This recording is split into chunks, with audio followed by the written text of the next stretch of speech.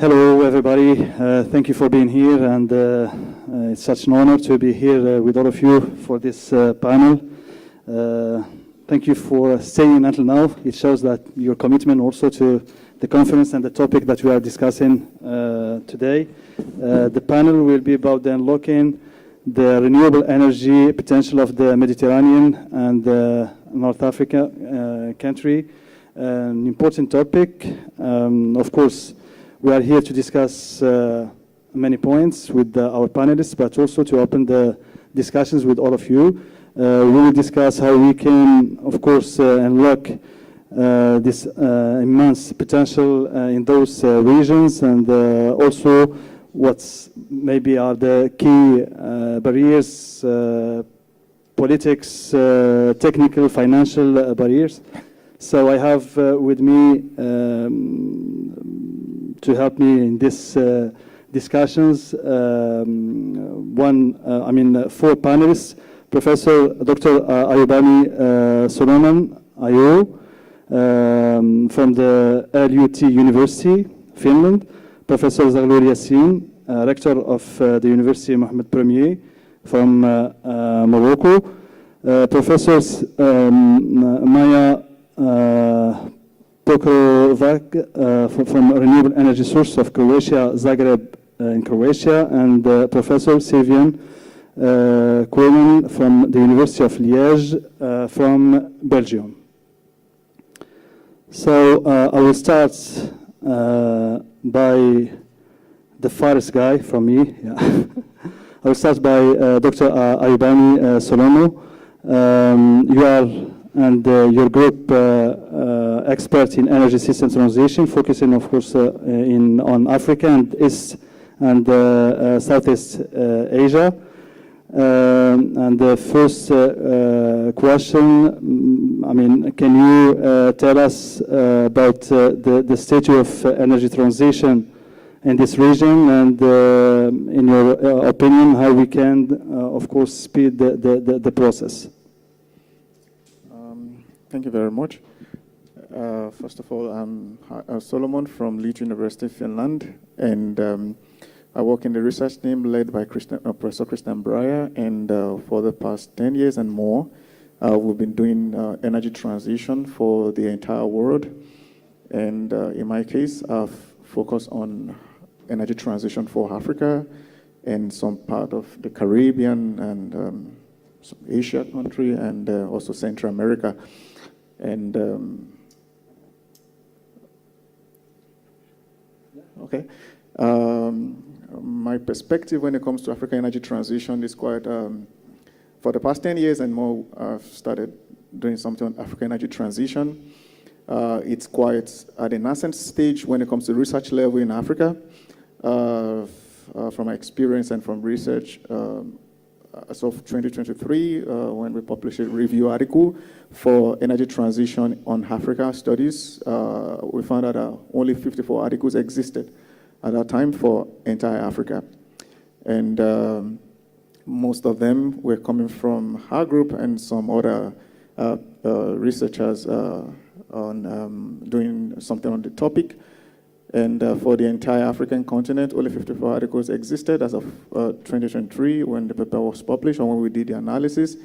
And as of then, there were more papers for Denmark compared to the entire several millions of Africa. So, which shows that the level of research is quite low at the moment, and more research collaborative effort will be needed between Africa and the European countries where we do most of the studies.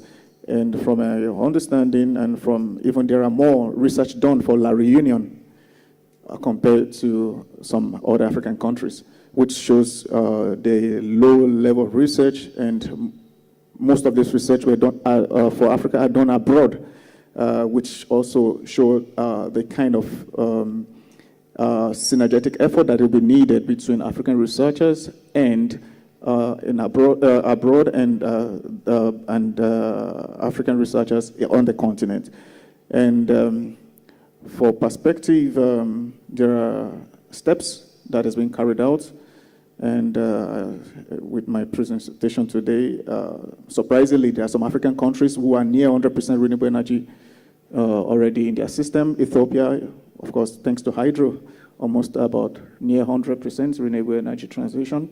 And Kenya, about 85%, Uganda, about 97%, and some of them like that are really focused and not being zoomed to these countries, but then there are a lot of effort that is going on. Maybe a touch on Pakistan as well.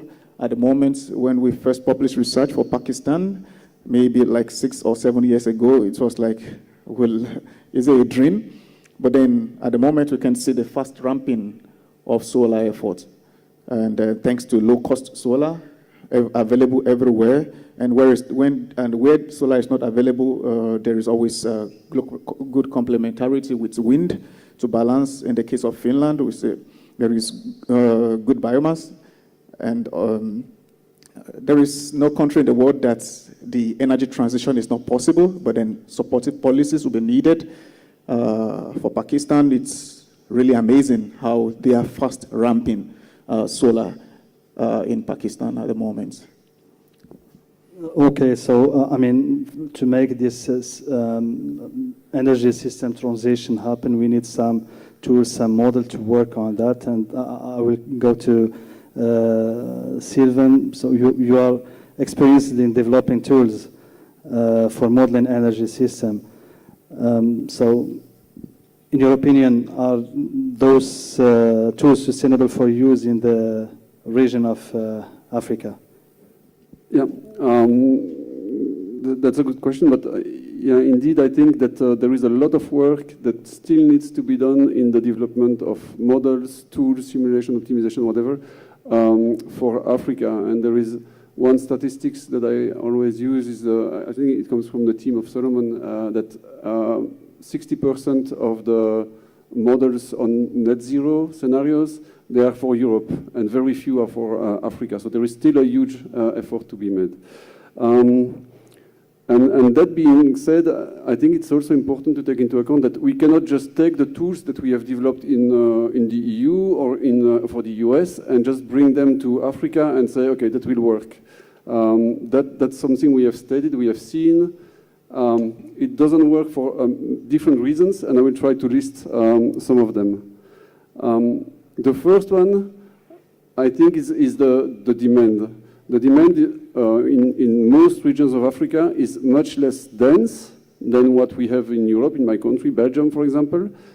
And that means that the technologies to bring, for example, electricity are different. We don't necessarily need grid extension. Sometimes microgrids, isolated systems, are totally fine. They are the most cost-effective solution. That's something that we don't see in Europe. So I think that's one of the differences that is quite important to take into account. Also take into account the fact that if we make a model for 2050 in Europe, we can assume that the demand is going to stay more or less flat. I mean, we will make an error, but it's not so bad.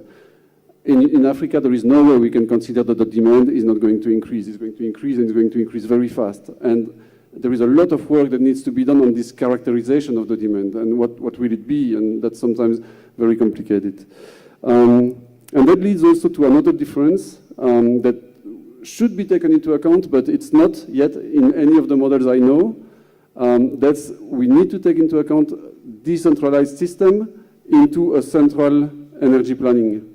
So we need to co-optimize let's say, the central grid together with all the microgrids that are around it. And that's something that is not easy to do because you have exchanges of certain energy carriers. These microgrids, they consume diesel, for example, so there is exchange of diesel, but they don't exchange electricity. So you really need to make that happen, and that's something on which we are working on at the moment.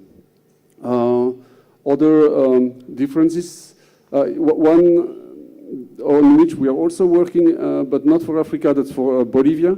That's the problem of inertia. We are talking about systems that are sometimes electrically isolated, so they are electrical islands, so very small systems. And in these systems, when you start to increase the share of inverter-based generation, then you start to have issues with the stability of the system.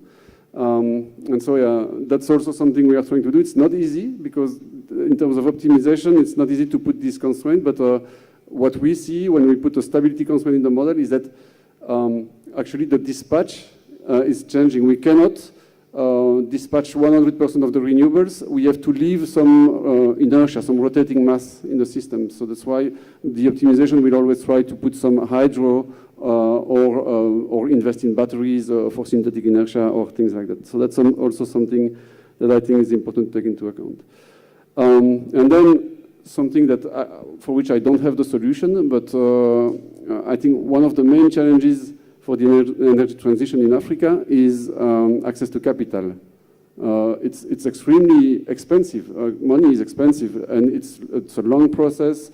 We have the multilateral development banks that provide money, but through intermediaries it takes time, and at the end, capital does not cost 6-7% like in Europe. It can be much more expensive depending on the situation, depending on the project, and depending on many factors. And good luck to put that in a model. For us, it's easy to have a single discount rate, but I think there is a lot of work that would need to be done to improve that. Yeah, and then I will maybe finish with that, and maybe one more. One thing that needs to be done, I think, and it's still lacking in the literature, is we need to have a combined modeling of EU and Africa. At least to my knowledge, there is no good model that unites both, because in the future, now the connection is very limited, at least electrically, it's only 700 megawatts, I think, but there is a significant connection in terms of gas. But in the future, we expect these interconnections to increase. So these interconnections will help balancing the systems, and so we need high time resolution models combining these two regions. And that's something we would like to work on also in the future. And these models, and then I finish, should also be sector coupled. We should not look at electricity only. We really need to look at the integrated energy systems, and there were different presentations today and yesterday that really go in that direction. We can really incorporate much more renewables at a lower cost if we look at the entire system and not only at electricity. Thank you, Sylvain. I will start by what you finished. I mean, Maya, you are proposing an energy industry zone with 100% of renewable energy sources. So this proposal, is it suitable just for EU, or we can do it also for African countries? I think, I mean, my background is I'm probably the only non-engineer in the room or at the conference. I come from the other side, so I finished my first profession, was a professor, but not of engineering, but professor of French and English. My second was public policies, because I realized in green and energy transition there's a lack of dialogue always between those who are experts and how do you have this business or depending on the topic, how it is implemented in the country. And my last, and then I got my master degree, and my last profession is MBA, Economy of Energy Sector. So for the last 20 years, I started first with the oil industry, and then I realized at a certain moment that this is not sustainable. So my 20 years of energy, and I could say for the last 10 years, I'm running this business association, and we are not doing it typically as just for business interests. We are making this, and I will come to this model, we are making bridges between the public policies, academia, and producers of green energy, because they're the ones who are implementing transition, because without them you can't have energy transition in our countries. Coming from Croatia, but all looking at Southeastern Europe, it's all these countries have tremendous potential. What we are trying, and why this model is one of the results, is we have within our association 12 working groups. So we are the only think tanks in the country when it comes to discussing the problematics, and we are trying to find the best energy mix for country. We have with European Bank for Reconstruction and Development, they have recognized us as the only place in Croatia that makes the change within the energy sector, and that makes the change towards the government. So we have initiated some 5 years ago studies, practical studies, and one was done with the faculty, with the colleagues that are here. One was done with 3 agronomic faculties in Croatia, and also with Faculty of Engineering and Energy Institute Hrvoje Požar. These studies where one was on defining the wind potential and solar and floating on the Adriatic coast. With agronomic, we have introduced new business models such as agro-solar and aqua-solar. I don't know how much you discuss here in your country, but in Croatia is one of the few countries that pay a lot because of the climate changes that they do on agriculture land. We are also now doing another study is the storage, topic of storage, because in Croatia, as I mentioned during the presentation, we import energy during the summer months when the solar installation is highest. So we import one quarter of energy because we don't store it. So the last study that we are now in the process of signing it is with EBRD, is to make a study where the grid, at which places there is a congestion, and at which places you can have projects that can serve with storage the grid. So energy industrial zone is also one of the elements we try to gather the best experts in our country and offer solutions to those who define public policies in energy transition.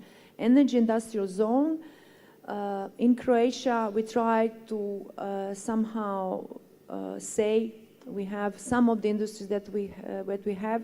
They're usually subsidized by certain, like with some EU funds, like modernization fund, but this is not enough. These are a little bit of more like one-off incentives, but it doesn't provide any of sustainable solutions. So this is energy industrial zones and energy communities is proposed as innovative, not only business model, but also citizens model or the local community model to foster these processes, because you have this model offers you to have a system that functions by itself, that functions as a place where you can have the producer consumption, and the whole idea of the zone. And when we were doing this, we had a kind of analysis of many of these zones around the world. This zone is the aim to use the green energy to have different industry, cooling and heating and production, and what I have already explained. So 100%, I like the sentence that you said, that there is no country where energy transition cannot happen. It's, I would say, the speed that is important, because energy transition, the advantage of being decentralized, the advantage that you can have it at every local community, somehow is at stake because it takes time. I would say that being in this time with this topic of renewable energy, I think every country has an expert. There is not lack of knowledge. What you said, that definitely I agree that the models that exist in other countries cannot just be copied. But I could say that governments, they have I would say a lack of a will and a wish. And I can confirm, like one example, and I will stop then here. We had last week a big conference. We have it traditionally every year. It's called Days of Renewables, and we had 400 participants. We had participants from 19 countries, 115 companies, and 30 institutions. And why we do this? In order so that our public and government hears how it is done in some of the countries. And there was a lady from Netherlands. We have a big blockage in Croatia because for 3 years we wait for one fee to be defined. And she said, in our country, we are not superb or perfect. But she says, every Monday, a minister calls my boss. And she works in distribution system. She's a distribution operator. And every Monday, and says, when you have a pressure, when you have a bill, then it happens. And then he asks, like, what is happening with connection to the grid? Are there any problems? Have you solved that? Why you haven't solved it? So we like this type of the things. Presentations that I heard here, you know, they all offer solutions. But I sometimes think that we try from our side to make this kind of advocating together with academia. But I think these processes need to be stronger in order to fasten. So coming to a question, 100% renewables, Croatia can depend definitely. We had certain of the months last year when we were exporting the energy, but unfortunately in the first quarter of this year, we are again importer of the energy because the consumption has increased by 5%, 5.5%, but production didn't, so yes. Okay, thank you, Maya. I mean, we cannot speak about unlocking the renewable energy potential in Mediterranean and North African countries without speaking about how the university can contribute also to unlock this potential in terms of, I mean, how we can prepare our engineers and also how we can improve the process.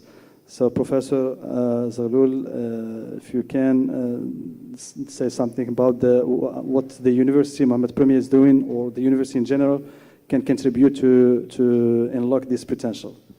Yeah, thank you very much. So, just introduce myself. I'm director of University Mohammed First, where there is 90,000 students and 1,600 full-time professors, 64 laboratories. And the role of universities, or the function of universities, is training, research, and also expertise. And at the same time, the role also is the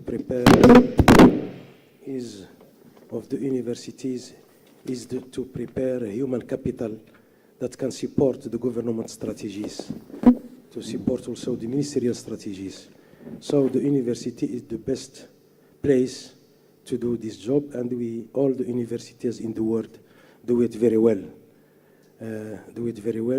Because there is good professors, there is also good research that think about the future. And the future is renewable energy. And here in Morocco, and also it's the same also in Mediterranean basin. Morocco is doing well. Is doing well. Why? Because before our economy is based unfortunately before on importing a lot of oil, a lot of energy coming from outside, and it has an impact negative on our GDP. So since 1998, the king thinks that as we have solar all the year, we have wind, why not prepare strategies for the integration of solar energy and wind energy, and also to reduce importing oil, because as you know, the market of oil sometimes is fluctuating between 70 to 120 or $140 for barrel, and it has an impact of our GDP. So the thing is, why not, as we have solar, we have wind, is better to work on those technology. And now in Morocco we have, I think, the biggest solar power plant in the world, in Ouarzazate, that produce more than 584 megawatt in Morocco. And now we have 30% of production of our electricity, it comes from solar and wind. And we hope that in 2030, 52% coming from wind and energy, and in 2050 is about 80%. So, and at the same time, it's new for Morocco also, it's to develop also green hydrogen. As we have solar energy, we have wind energy, why not to develop this sector?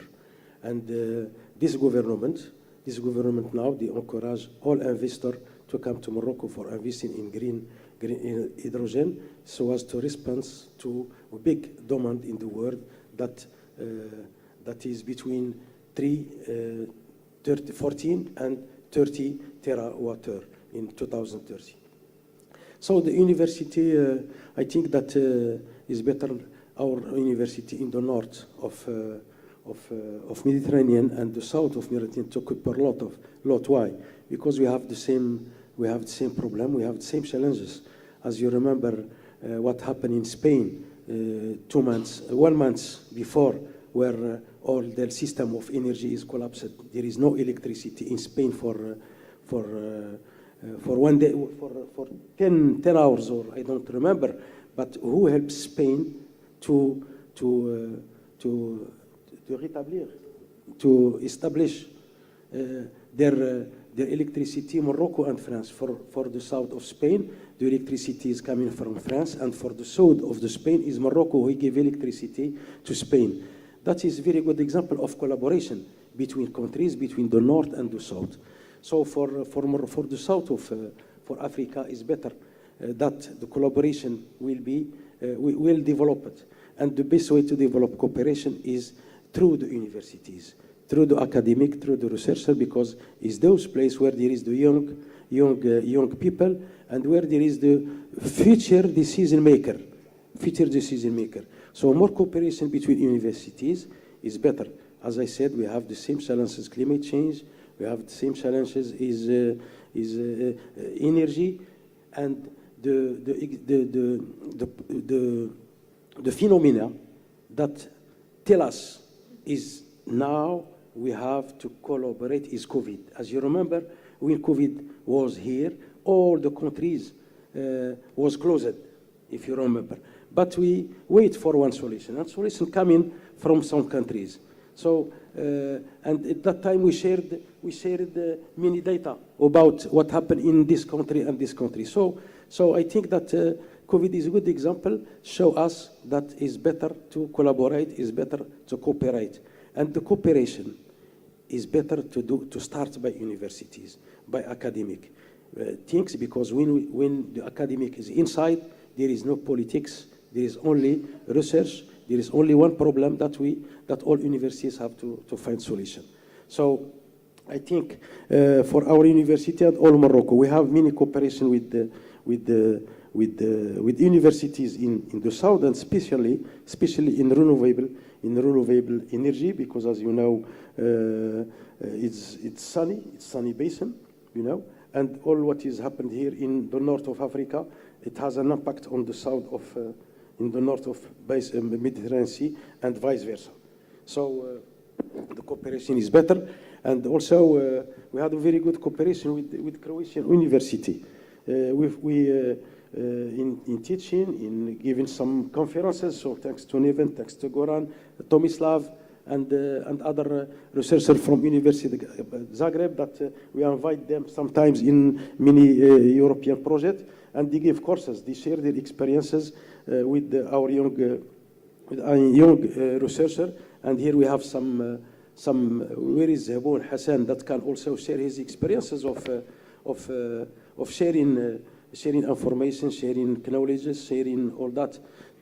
So thank you. That's yeah. Thank you, Professor. So that was the first round of not questions but discussions to have an idea about the topic, and but we still have other points to discuss, and of course, if someone else from the public wants also to interact, we can also listen to them. I have another point to discuss, if you want, for Professor Dr. Ayubani. So when we're talking about this energy transition, are we talking all the time about energy production, or like what we saw in the lectures, also energy conversion and energy efficiency can be also an option? Yep, I think the energy transition will be inclusive of everything. Efficiency will be involved. For example, from the presentation I had today, we emphasized that Africa will develop and that there'll be more production in future. For example, at the moment, Germany is investing heavily in green fuel in Namibia. And there are also more projects like that will be coming up. So that is renewable industrialization, so to say. So there will be conversion, efficiency will be there, but I think everything will happen in phases and sometimes work together. But then, for sure, in the context of Africa, Africa is let me say, is a virtual green field for renewables, and also is a hotspot for green fuel production and exports to Europe. And a lot of studies have been done for Morocco, for example, on how green fuel can be exported from Africa from the north of Africa. And there is also still lacking this research for sub-Saharan, where there's also huge potential. Now in Mauritania, there are some discussion as well for green fuel. This is already industrialization already. And I think there will be more. It also will solve some social problem as well for us in Africa. People traveling maybe in mass through the desert would have some jobs to do in green fuel production. And every phase of the green production process, there are jobs at every phases of the green production or green free production, something like that. So I think there is huge potential in Africa for green industrialization. We have the resource. Land is not a problem, resources is not a problem, but then there will be need for also right policy and implementation on how to expand this industrialization with well-guided policy that we don't bastardize it. So I think there is huge potential for us in Africa in green fuels, and there are already ongoing projects, as I've mentioned, in Namibia and Mauritania. There are a lot of countries signing green deal, hydrogen production deal like that. So, and I think, as I've said before, every research is being done for green fuel production, mostly in north of Africa, how it can be exported. Of course, closeness to market matters as well, because the northern African market is really close to Europe, and for the transportation of this green fuel, it's maybe a shorter distance compared to this sub-Saharan Africa. So this comes also to the matter of, let's say, for example, green hydrogen produced in some part of sub-Saharan Africa. Will it be a good business case? Should it be turned to something like ammonia, methanol, fertilizers to be transported out of sub-Saharan Africa? So I think a lot is done in North Africa. Huge potential is there. Also, I think we should also take a look at also sub-Saharan Africa, where there are also good potential as well. I think I will rest my case for now. Okay, so from green hydrogen that we are seeing everywhere and listening everywhere, and I would like to go to artificial intelligence also, that we are integrating in every field. So Sylvian, how we can it be helpful to unlock this potential of renewables in Mediterranean area and African countries? Yeah. Before answering this question, I'd like to rebound on what has been said before.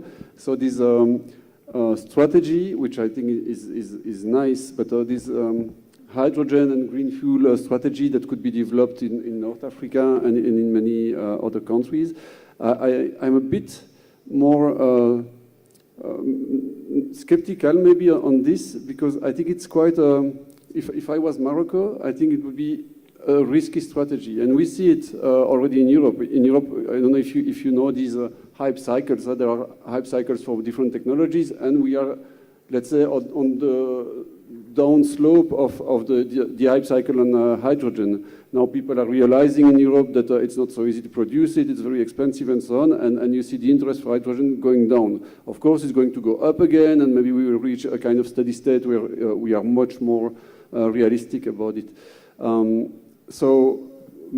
Basing an energy transition strategy only on green fuels and hydrogen, I think it's a very risky strategy, and also because of the timing. Hydrogen is maybe not very needed now. It will be needed at the end of the energy transition when we need to decarbonize the hard-to-abate sectors. But right now, in 2030, I would be a bit more cautious about it. What I think is the no-regret solution is this idea of leapfrogging that has also been mentioned in a few presentations before. So the idea of leapfrogging is the idea of going from a, let's say, basic archaic energy system to a modern energy system without passing through all the steps that we in Europe or in the US went through. So coal power plants, gas power plants, and so on. So directly going to this very electrified system based on renewables, which is also much more efficient. Electrical transportation is much more efficient than fossil fuel-based transportation, for example. So for me, this is really the no-regret solution, and this should be the priority in the energy transition. It's also the lowest cost solution. Now, because there was a question. So about artificial intelligence, I'm not a specialist. I know there is a panel on Friday, I think. What I think is that I'm quite sure it will be used. It will pick up in Europe, also in Africa. And I don't know how it will be used, and I don't know how we can use it to improve the energy transition. I have no idea. But what I know is that it should be used in a very efficient way. And efficient for data centers means that you need to find the right location where there is a lot of free energy. And Africa, of course, is one of these things. So if we can do that, and if we can make them flexible on top of that, so if we can do the calculations when there is a lot of sun, for example, then I think it's a winning solution and participate to this leapfrogging that I was talking about just before. Okay. Maya, from your experience, you worked for the Ministry of Entrepreneurship and Economy, how we can increase technology and knowledge transfer necessary for speeding this renewables? Yeah.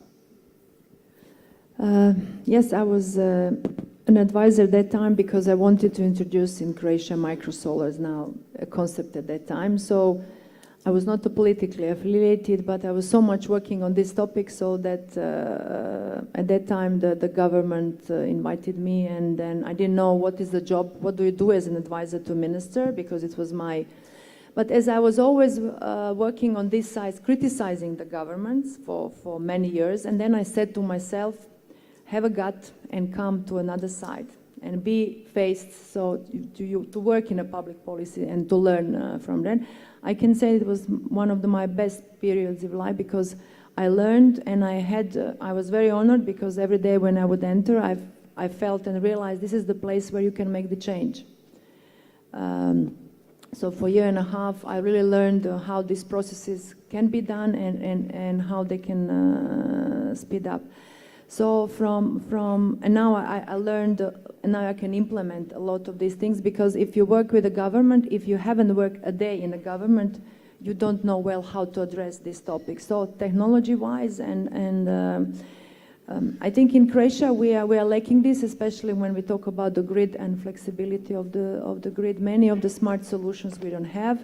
I remember we would often be faced in Croatia with saying that wind and solar, they are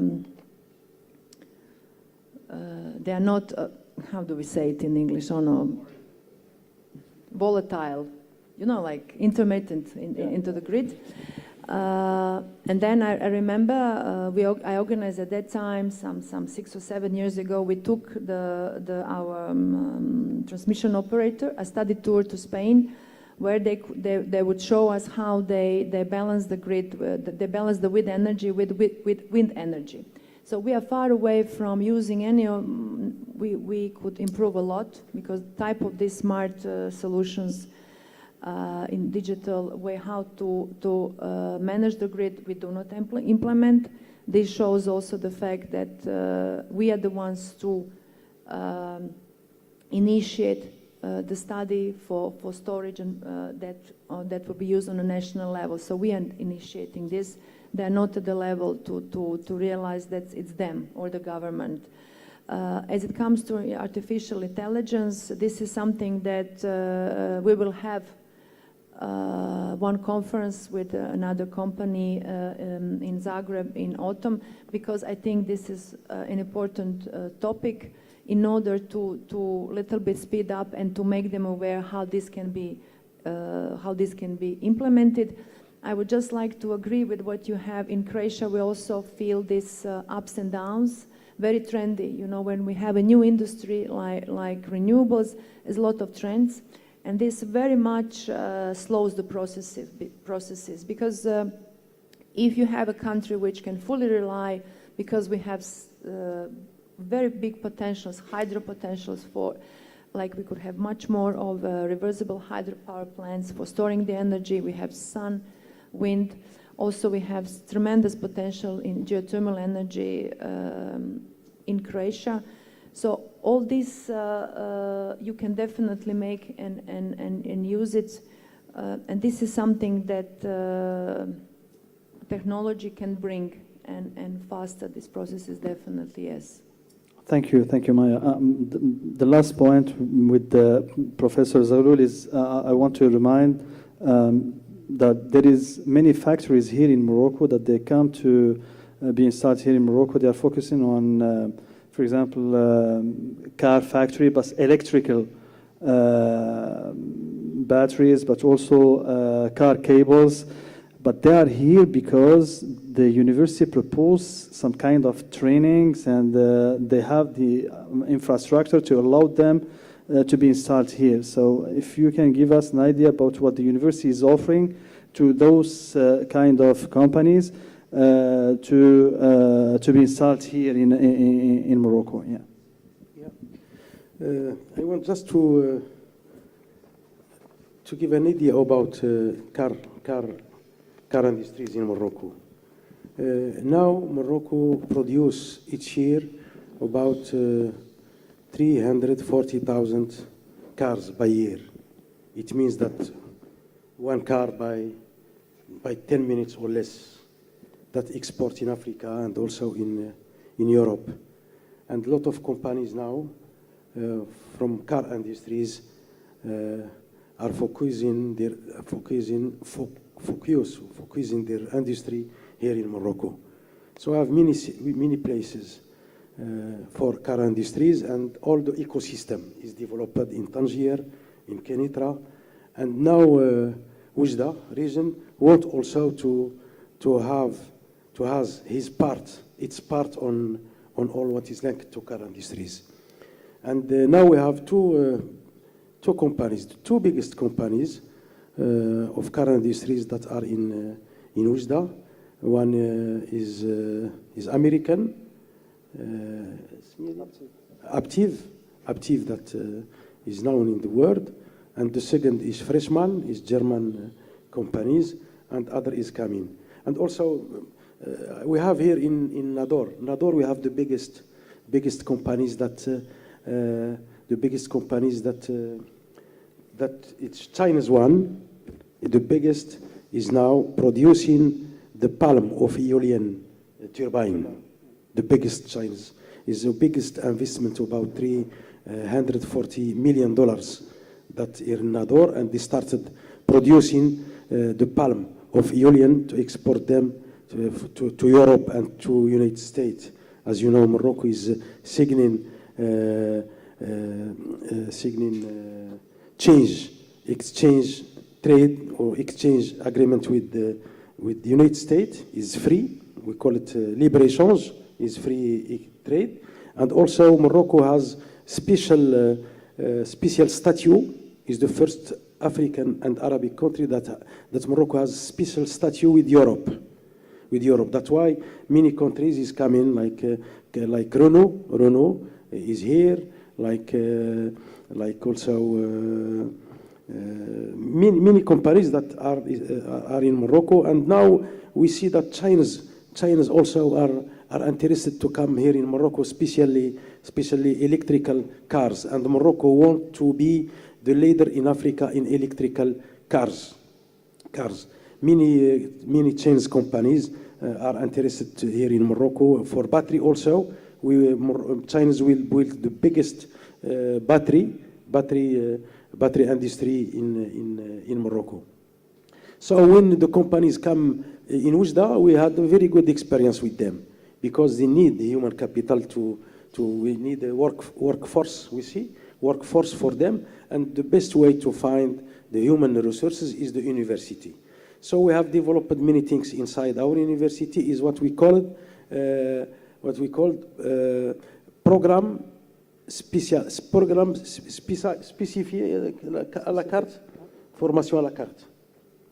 It means that we developed some curricula special for those industry, and also some engineering or some of their human resources come in for giving courses, lectures. All is free. It means our university participate by free without any money, no thanks. We give them equipment that we have, and because we have some equipment in that we bought also we bought many equipment that responds to some industries in the region, and the regional council gave us also money to buy equipment that can give some qui peut répondre, that responds to their besoin, their needs, and to their needs, to the needs of those companies. So we have bought a lot of equipment that cost a lot of millions of dollars, so as to prepare this human research because our problem here in Morocco is the unemployment, the rate of unemployment in Morocco is about 13%. In our region is about 20% in our region, and now the university is playing this. Il joue ce rôle. The university take also the responsibility.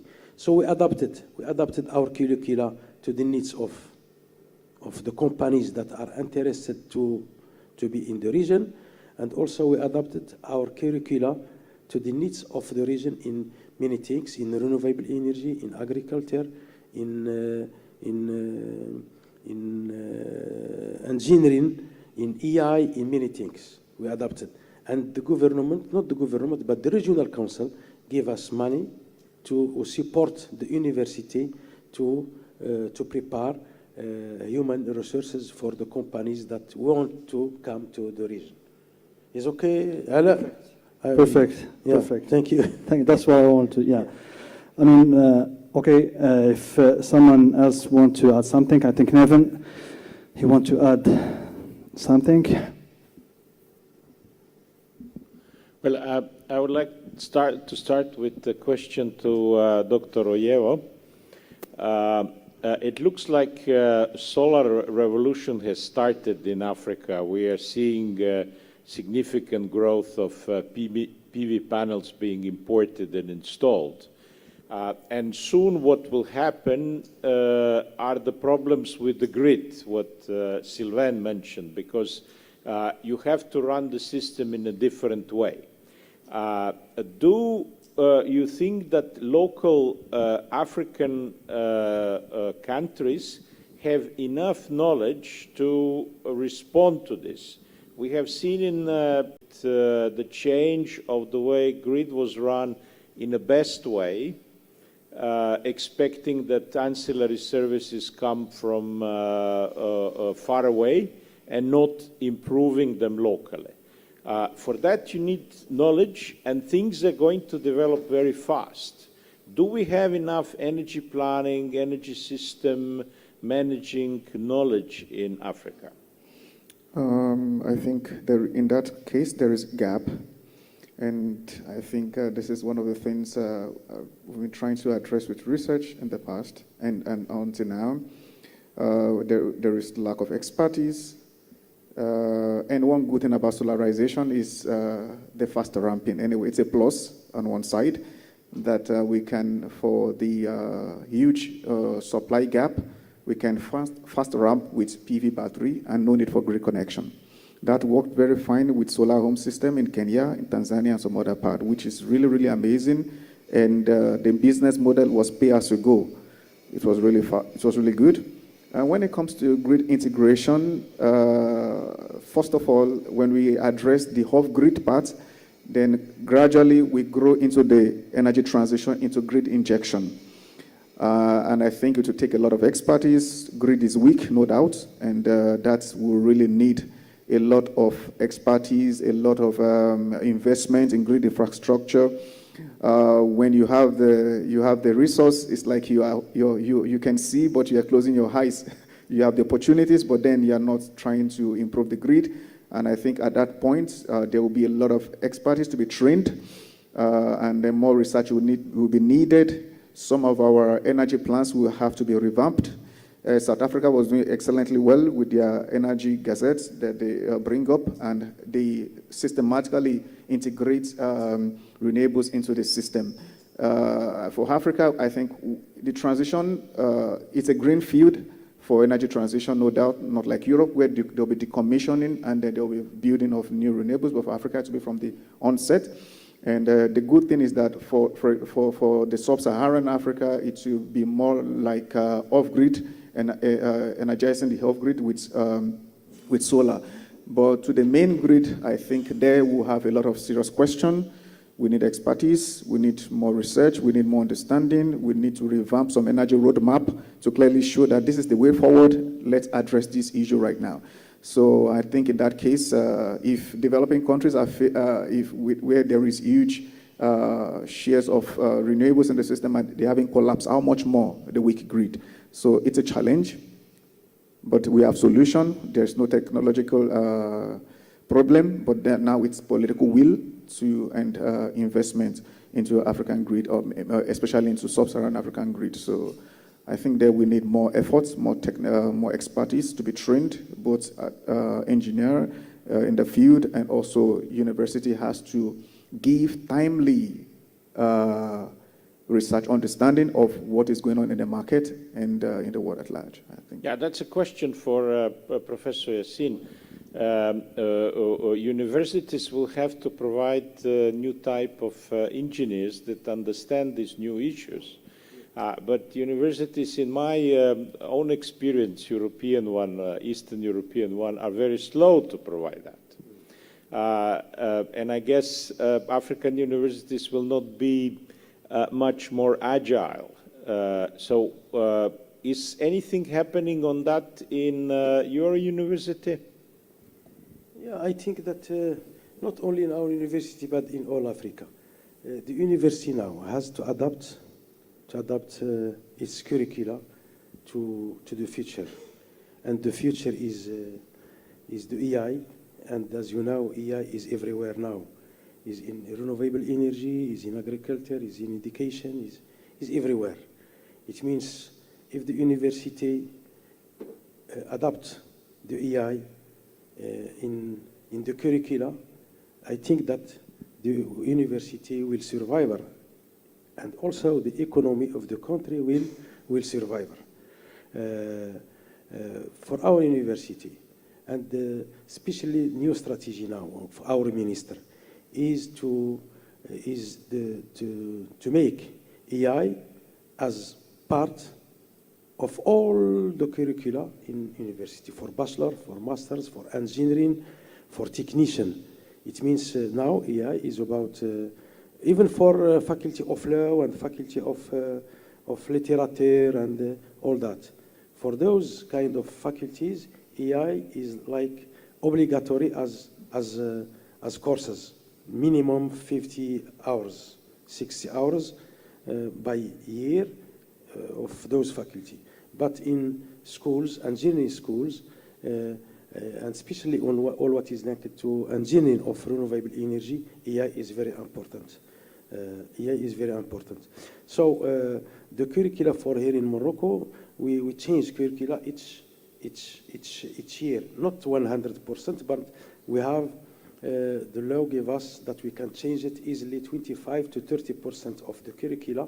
We can change it each year. We can change 30% without asking the ministry. It means inside the university, we think that tomorrow we have to. But for that, you need to have professors which Yes. are in contact with new knowledge, which is Yes. not necessarily true unless you force them to publish papers. Yeah. And get kicked by reviewers. Yeah. This is the way we teach university professors new knowledge. Then Yeah. they can bring it to the students. Yes, it's correct, because we can teach in also by using research. There is teaching as teaching, but we can use research for teaching. That's very, very important. Use research for teaching. Fortunately, that for example, for our university, as I told, that we have 1,600 professors full-time. Their job is 50% teaching and 50%, that's our salary of professors, 50% for teaching and 50% of our salary is doing research. And also to progress, the progress of professors in their career from assistant professor to full professor is the research. If you have good people, you can pass easily to full professor or to grow in your career. So even that sometimes we haven't money to give to do some laboratories. For doing research, the professor has doing a lot of effort for doing research by searching other companies or other partners in Europe to do research. Without research, the professor cannot progress here in university.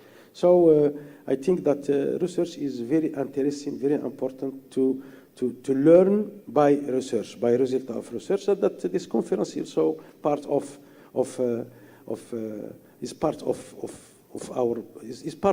learning students and PhD students. Yeah, I agree with you. I have one more. Yeah. Coming back to the issue of inertia, there is a very simple solution to inertia. We implemented that in Azores 20 years ago when we had high share of wind. You just leave your generators idling connected to the grid. So they're spinning and giving inertia. And we have huge amount of generators on the grid, which we can use in this way. The problem which I see is we have to find a way how to pay them, because by spinning they get worn. So we have to remunerate that cost to the utilities who are going to provide that. And these spinning generators, either thermal or hydro, will also be a backup. We will need backup anyway. So we need to think about how to pay for this extra service. It's coming now. We could see it in Spanish case. If we had more generators spinning, they would probably be able to provide response quick enough. Yeah, I fully agree. I mean, the technology of flywheels, it can be a generator. You can also buy a flywheel and let it run, and that works. It costs a bit of money. So two things with that. The way to remunerate it, there are some experiences in Finland, if I'm not mistaken, in the UK, with this enhanced or fast frequency response. So it's an ancillary market, basically, that they are implementing. It's a bit different because, without getting too technical, but it reacts to the difference in frequency, whereas inertia reacts to the derivative of the frequency, the ROCOF. And so we could invent an ancillary service that provides exactly this service, which is called, by the way, synthetic inertia. And for that, there is also an opportunity with the deployment and the cost going down of batteries. That's what is being done in South Australia at the moment. You see more and more batteries providing these fast frequency response services, and that's totally doable. Now you have to see with the harmonics and so on. I'm not a specialist on that, but in theory, this really could stabilize the grid without having to have these rotating masses. Okay, thank you from my side.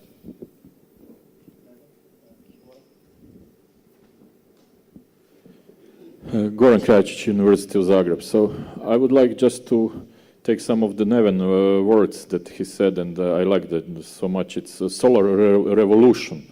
So maybe this is a way how we to proceed. But going even back to his words, I would like to go a little bit back to the history. And I was a student like more than 25 years ago on university where Neven was teaching. And then one professor that was teaching certain technology said that wind is only poet thing, that it will never produce the energy. But hopefully at that time we also had the professors that were thinking differently and proposing different systems. And since then, going back to the revolution, we are in transition, and transition is slow. So I would like to ask Sylvian and Salmon, maybe we don't need the energy transition in Africa, we need energy revolution, you know, and as you said, maybe you need to show that different energy system is possible, going from microgrids. Maybe we don't need these grids big enough or etc. So can we do it like in different way, you know, like making it fast now, revolution, and as Yasin said here, they're starting to build factories that will produce batteries, that will produce electric vehicles, that will produce even the blades for the wind turbines, if I'm right, that you have offered to build huge factories that could produce blades for wind turbines, offshore wind turbines.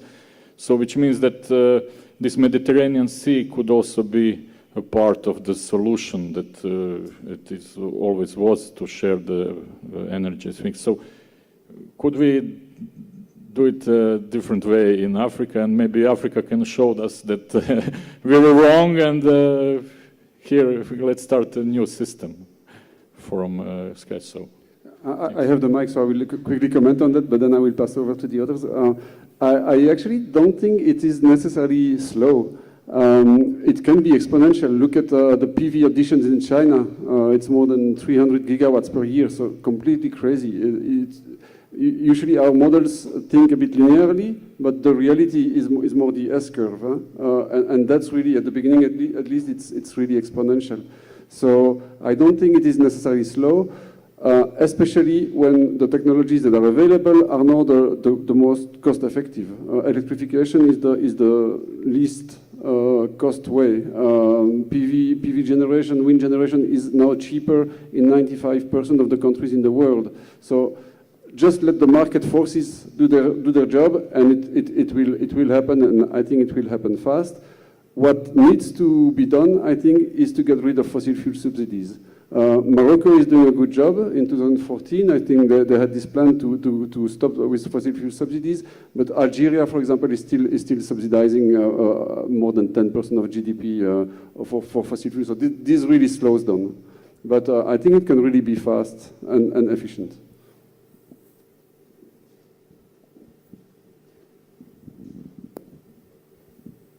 Okay, I would start by saying that Africa is greenfield for renewables, and the parts or the transition that will happen, like for example in Europe, is not going to be the same transition we're going to have in Africa. From the onset, we have the opportunity to leapfrog to renewables, and actually there are a few countries in Africa, in sub-Saharan Africa already, that's electricity grid is like 80% renewables. So these are perfect example. Kenya, almost 85%, geothermal hydro, and with this kind of system, if we have a good climate, there is no hydro fluctuation, it will be perfect. And with geothermal in their system, excellent. Uganda, almost about 95% or more. Ethiopia, about more than 90%. And now Ethiopia, Professor Navi also was mentioned the point today about Ethiopia saying, oh, we don't want high CE anymore. It cannot be faster than that. So with this kind of policy in place, then the market forces also will be pushed by the policy that will be coming up. So this is where more research effort and more talks and more, we in the academia being more vocal would play the part. So when we tell them, okay, this is the way forward and these are the advantages, there are jobs that will be provided, then I think maybe the politician will be motivated. Because there is what we can do, and there's what the politicians can also make happen as well with good policy. But as he also mentioned about China, also right now, for example, in the case of Pakistan, there is huge fast ramping of solar. So it can happen as well also in Africa. And I also mentioned the other time about Kenya. In their last mile electrification program and some other ones they have in the past, they had fast and huge solar ramping with solar home systems. So I think I would not say technically it is slow. There is some progress needed, which is really lacking. We need to push the narrative that this is the way forward, and not some countries thinking of investing in nuclear, for example. So there are talks about Ghana wants to invest in nuclear, some other part of Africa wants to invest in nuclear. That maybe is a gray area for me to talk about. If not for maybe nuclear weapon, I do not know what they are doing, because the way forward is renewables, and it's abundance. Then, as you said, there is huge gap in the demand and supply, and we need to fill it fast with renewables, especially we have to solarize Africa as soon as possible, so that at least there'll be, it's also hard to the economic empowerment of the rural to the urban as well. I think one presentation was coming from someone from ECOWAS today and was talking about this kind of solarization also right from the rural area, which also make a lot of sense. And I think it can be faster, but I think it's not, maybe not too slow as well. Anyway. Yes, thank you. I was actually going to ask a very similar question to the one before, but the other way around, because I think I have a few more cautions when it comes to the topic of the solar revolution and sort of fast-tracking everything and leapfrogging, because what we're seeing at the moment, from where I stand, I live in Uganda, which is, of course, neighboring Congo, and we all know the raw materials that have fueled a lot of conflict in the region, and there's many examples like that across the continent, and where those raw materials then get extracted from the continent, and the value gets added elsewhere, in Europe, in China, around the world, but not on the continent in a lot of cases.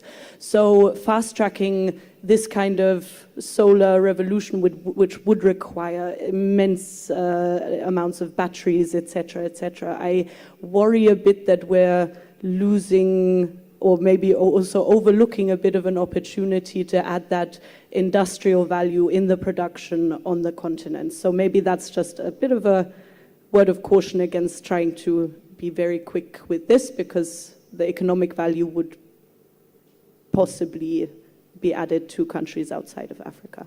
I wonder if you share some of those concerns. Actually, I thought the example from Oujda University, connecting universities and sort of talent building with the industries is very, very interesting, and I think that's an example that many countries would be interested in learning from as well. So thanks for sharing that. And yeah, I would be curious to hear some reactions. Not really a question. Okay. Not directed at anyone in particular. Okay. maybe a quick react to that. At some point, we were doing something on jobs, for example, in jobs that would be coming up with energy transition, and we see that some job will be outside of Africa, no doubt, because of the expertise that is lacking. So at the initial stage of the transition, we cannot say that we will have everything localized. Some of these panels will be maybe brought to Africa. Some of the cars will be assembled in Africa. I think baby steps. So we cannot say that not every part of the job supply chain will be out of Africa. As time goes on, I believe there will be more industrialization that will be also taking place in Africa. It will start with assembling to production.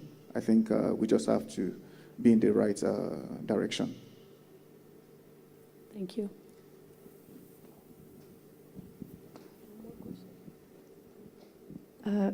I like this revolution, and I think you mentioned gazelles. You mentioned something with the energy gazelles. We had in Croatia as well a lot of discussions, and when they want to slow down the producing from domestic resources, they use these sentences like you mentioned, but when you look, for example, at the fact that nothing can be produced locally, but now EU is very much focusing on EU production, and very much will be having some of the measures, not direct but indirect, in order to facilitate this producing locally. But in any of the, I would say even in wind energy, you have other who are in a supply chain, which means even if you put a turbine that is not produced locally, you have some 40% of domestic input, you have 90% of the local team stuff. So these percentages are quite okay. And I think a revolution depends where it happens, maybe in which country, because every one of us is measuring the slowness depending on where we started. I would say we have revolution in Croatia in the last 3 years, because we were, and still are, at the bottom of the EU in terms of solar plants installed in Croatia. But the last 3 years are exclusively a revolution because they're put on roofs of households and industries. We do not have solar projects that are independently, on the land. So I would say for Croatia revolution, yes. I would say for solar revolution for Southeastern Europe, because many of these countries that surround Croatia, they want to join EU, and one of the prerequisites is this. I would say economically that if Croatia imports 1/4 during summer months, which is 300 million euros, and the amount of money that we lack because we import fossil and there is CO2 certificates, this amount of money, if I talk with the transmission operator, they say 440 million euros we need now. So this will be for us a great amount of money that instead of importing it, we could use for the grid. So I understand fully your argumentation, but I would say that in general, every country needs to rely on potentials and resources, because the countries that are rich in energy, they're rich because they rely on domestic resources. Those who don't have it, like Ireland, they would have a complete 25 size of football, terrain, offshore wind. So I think the smart way is always to rely on domestic resources.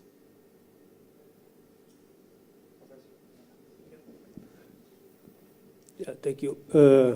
I am Professor Hussein Bouchou from Ibn Zawr University, Agadir, Morocco.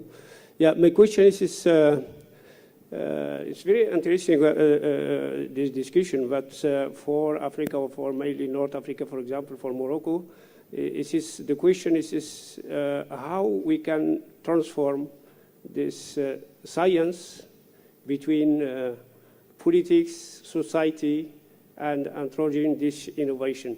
Because we're talking about this innovation or to share knowledge and to find solution for the energy.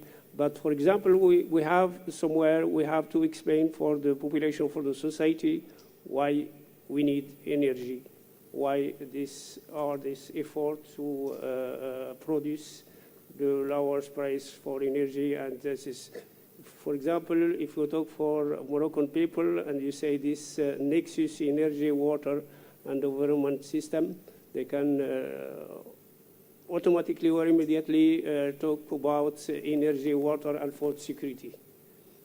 Because in Morocco, when you talk, for example, for our agriculture, for example,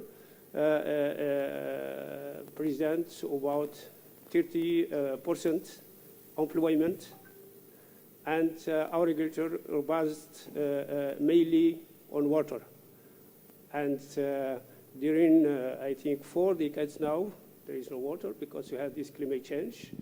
And we arrived finally to build this desalination station to mitigate this consumption of water by agriculture, because our agriculture consumes, I think, about an average 80% for our water resources. Then we need water. But the only solution now is the alternative solution. Is desalination or wastewater treatment. But both of them need energy. And the cost of cubic meter now, currently, if I refer, for example, for the station in Agadir, this is the biggest one in Morocco, with the objective for supply drinking water and agriculture. The cubic meter is just about €1 cubic meter. It's very expensive for the farmers, mainly for the small farmers. And the government subsidies the farmers, and the farmers buy this kind of water only 0.5 euro. But this is only agribusiness farmers who can buy this kind of water. Then we need which solution to reduce the price of the energy. This is, I think this is a dilemma to solve, and how we can go fast to find some solution which kind of energy can be produced with the low price, then we can subsidize, for example, our agriculture or our water resources supply. Thank you. Who can answer to this? I mean, the main problem between the relation between energy and water costs and all this stuff. Goran, maybe.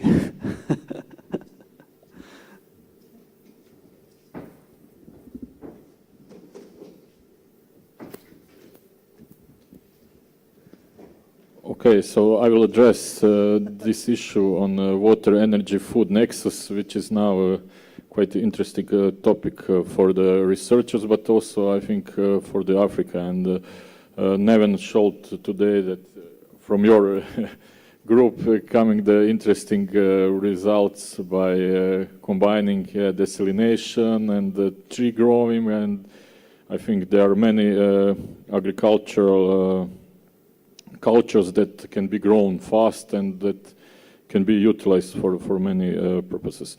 Yeah, we are lacking definitely more, let's say, commercialized solutions. Yeah, so we invest also in Europe a lot of money in research, and with publications now, and I think we are the among first one in the world, maybe compared to size of the continent, population, etc. But in terms of commercialization of the science and these solutions, we are not so good. So we also, this is a way where this continent and can go, because we know that the microfinancing and startups, etc., are quite developed in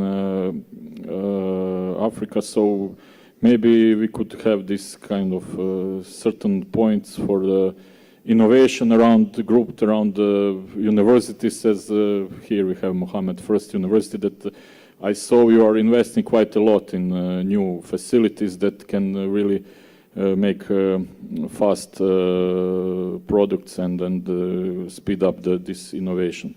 So in terms connecting renewables with food and water production, I think this is the future where the most of our research will go. And we can see now that when you have energy, you even don't need the sunlight, you can grow food, yeah. So you can really rely on this. So if you have water and energy, so you can have everything.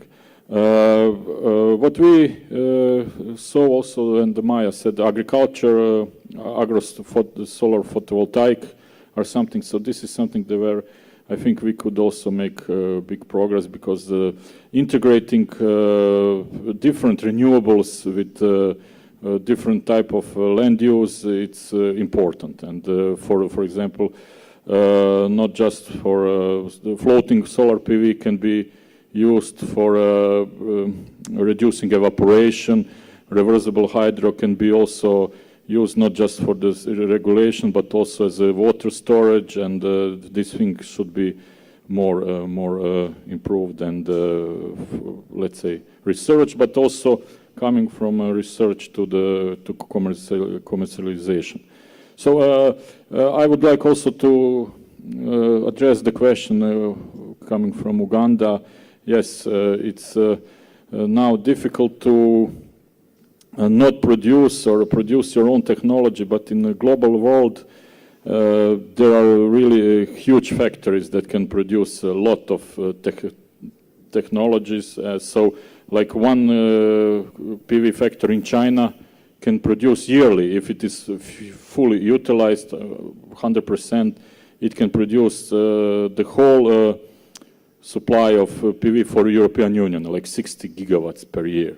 It's one factory. So, for example, you have a factory that can produce 9 gigawatts of solar PVs, and they employ only 900 people, which means that this is not something that is, so this, and if you import one ship of PVs, you know that you will save, how much, 100 ships of coal import or 50 ships of LNG. These are some terms that are now becoming quite important, and so I'm coming to the point that it's not necessary to produce everything locally, but as Maya said, it's quite important that you have your energy security and use this resources potential for flourishing and producing something with the added value. So if we can do it, this will be, for me, the solution. So I hope I addressed these two issues. Okay. Thank you, Goran. With your answer, I think we came, if there is nothing else to add, we came to the end of this panel. Yes, I mean, if... okay.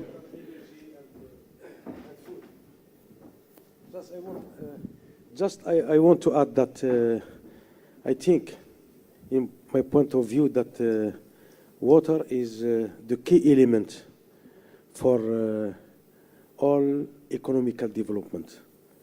Because water, we find it in all the production line. For renewable energy, if we want to produce PV, we need water. If we want to produce turbine, we need water. It means that water, we find it everywhere, in all sectors, in agriculture, in health, link between water and women, link between water and economic, link between water and energy. It means water is the key element. And if we search in what is the sector, we can think about what is linked to the vertical water. Vertical water, that's why everything water is inside. And then we pass to energy. Energy also is very important for economical development, and sometimes more you consume, more that your economy is okay. I return to Morocco. The economic Morocco, and also to many African countries, because Morocco is, I see that is the mirror of many countries, because we share the same problem. We have the same problems of food, same problems in education, same problems in many topics. For Africa, I think that water is very important, as we know that many countries in sub-Saharan, that are in the south of sub-Saharan, suffer from water, even that there is energy. We have solar, we have wind, but if we don't have water, how we can produce energy for cooling, or I don't know, for others, because water is everywhere. This is the first. The second is education. For me, I'm convinced that the future is Africa. The future is Africa. Why? First, because there is about more than 400 million youngs. It's the youngest countries in the world. That's Africa. Also, is the land of Africa is not more exploited. It's not more exploited. It means always it's fertilized countries for food. It means if we work on that, even European countries or other, if they work a lot in Africa, Africa can nourrir le monde in English? Yes, could feed all the world, because it's that is Africa. And also for Europe, I think, because as you know, Europe, there is in the border of the Est one, la bordure Sharq, Est border. We have 1 billion people, China with Russian. But in the south, is Africa, we have also the same 1 billion people. That it means that Africa is a good market also for European. And I think that it's very important to think of these links between water, energy. Sometimes we can have energy, without water we can produce nothing. And it's vice versa. So I think that we have to think to this link between the three is very important. Morocco suffer from this link, sometimes energy, but without water we cannot produce our food or our feed. Yes, it's very difficult, and we feel it in our GDP. We feel less water. It impacts our GDP, and the same also in African country. Yeah. Okay. Thank you. Now, if you want to have the last words, someone want to add something else from our panelists? Another intervention from the guests. If it's nothing else to add, I think we came to the conclusion of this panel. Thank you so much for your discussions. Thank you also for the panel, our colleagues for the discussions. And I mean, as a conclusion, we know that the potential is here for this Mediterranean countries, North African and African countries to unlock it. Of course, we don't need just technology, but also, as you said, it needs politics, it needs finance, social, many things, many parameters to gather all of them to unlock this potential. And I think we just have to move from dialogue to actions. Thank you so much. Thank you.